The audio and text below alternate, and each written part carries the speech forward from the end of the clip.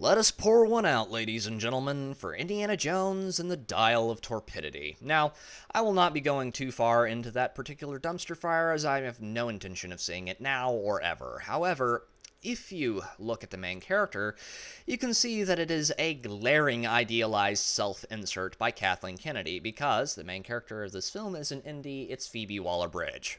Now, first off, I want to get this out of the way. Disney will never allow her to be fired, and I will get into the reasons for that later. But, for now, just keep that in mind.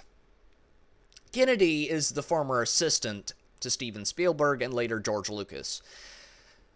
And when George sold Lucasfilm, someone thought that it would be a good idea to put her in charge of the studio and all associated properties therein. That means that old Kathy now held the legacy of her old boss in her hands.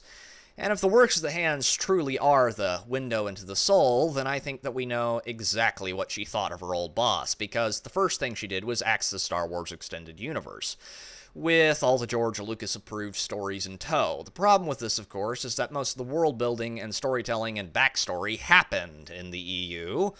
However, the opening crawl to The Force Awakens left zero doubt as to how she felt about her old boss and his works, including the prequel trilogy, because the opening crawl read, "This will begin to make things right."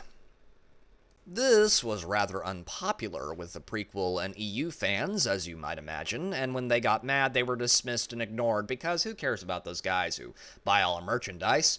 And then Solo lost money, and they were called sexist and racist. After that, it was all downhill, because every film and TV show from here on out alienated more and more audience members, and when they dared to critique Kennedy for making a crappy remake of the original trilogy, they were called racist and sexist, because how dare you call anything made by a strong, independent women's anything but stunning and brave. After she got done installing a rotisserie in the coffin of Star Wars, she turned to Willow and made a sequel in the form of a TV show. Now, I am not gonna lie, I had not even heard of Willow before Kennedy decided to dig it up and stake it up as a scarecrow to keep away customers. And because I was not the only one who'd never heard of it, as you can guess, it flopped hard, and that brings us up to present, where she had stuck a pair of jumper cables up old Harrison Ford's ass and made another indie fan, official indie fan film, because Kingdom of the Crystal Skull felt lonely. Now, despite a long, continuous history of failure, she will continue to run Lucasfilm, and if you want to know why, well, you only need to look at the stockholders at Disney. BlackRock and Vanguard are right up there at the top. Now, for those of you unaware, these are companies who are constantly pushing ESG, and they have fingers in almost every pie in Hollywood, including the competition over there at Warner Brothers.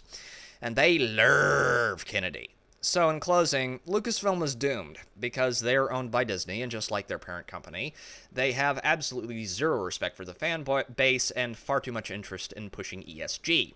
But tell me what you think about my breathless hyperbole down below. This has been Pete, the Heretical Nerd, signing off.